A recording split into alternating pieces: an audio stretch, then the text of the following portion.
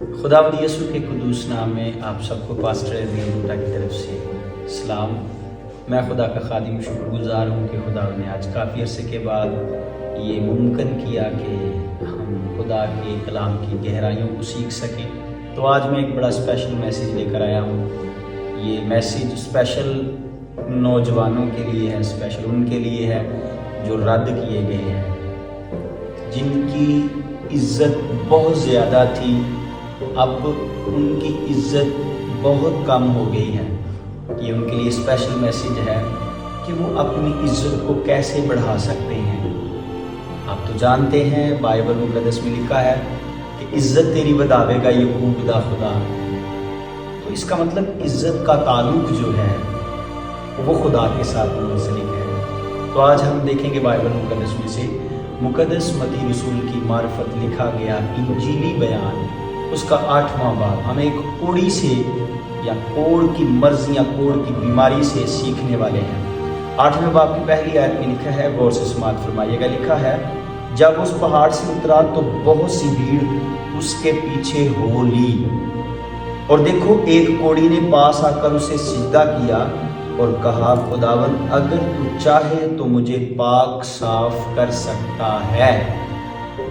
इसमें जो मैं आपके साथ आपकी रिस्पेक्ट के ताल्लुक से बयान करने वाला हूँ वो ये है कि ये कोड़ का मर्ज बाइबल मुक़द्दस में, पुराने अहदनामा में या तुरास शरीफ में ये मर्ज, ये बीमारी जब किसी शख्स को लग जाती थी, उसको उसके घर से, उसके घर के लोग, चाहे उसके सगे भाई हैं, बहनें हैं, बीवी है, बच्चे हैं, उसको अपने घर से धक्के देकर निकाल देते थे। कोड़ी जो है वो अपने घर में, मोहल्ले में या लोगों के दरमियान नहीं रह सकते थे।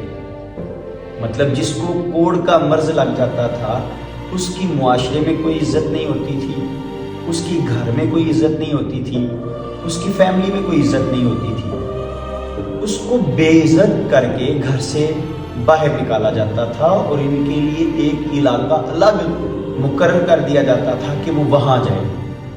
तो यहाँ हमने ये हवाला जब पढ़ा तो हम देख रहे हैं कि एक कोड़ी यीशु मसीह के पास आया। मैं सदके जाऊँ इस कोड़ी पर, ये जानता था कि मैं तब तक अपने बहन भाइयों के पास नहीं जा सकता, अपनी फैमिली के पास नहीं जा सकता, अपने मोहल्ले में नहीं जा सकता, जब तक ये कोड़ की मर्ज मेरे बदन से दूर ना की जाए।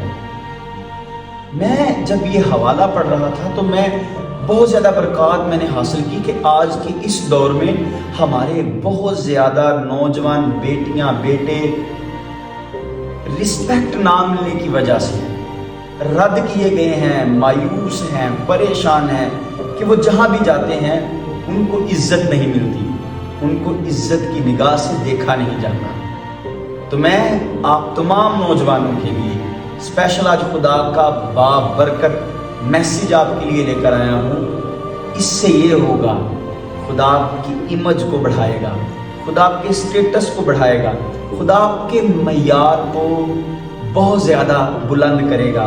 सुनिएगा गौर से, बाइबल मुक़द्दस में लिखा है, खुदावंद कहता है कि अगर तू मेरे पास आएगा तो मैं तुझे बूरे से उठाकर शाही तख्त पर बिठाऊंगा। आप इस बात को समझ रहे होंगे। ये शख्स जो यीशु मसीह के पास आया है, ये आम तौर पर अपने घर में, अपने मोहल्ले में नहीं रहता था। इसने यीशु मसीह के बारे में सुना। आप इस बात को मज़ीद समझेंगे। इसने यीशु मसीह के बारे में सुना और इसने नहीं परवाह की कि कोई मुझे मार डालेगा, क्योंकि शरई तौर पर कानून था, इनके लिए कानून मुकर्रर किया गया था, इनको बड़े निचले दर्जे का समझा जाता था।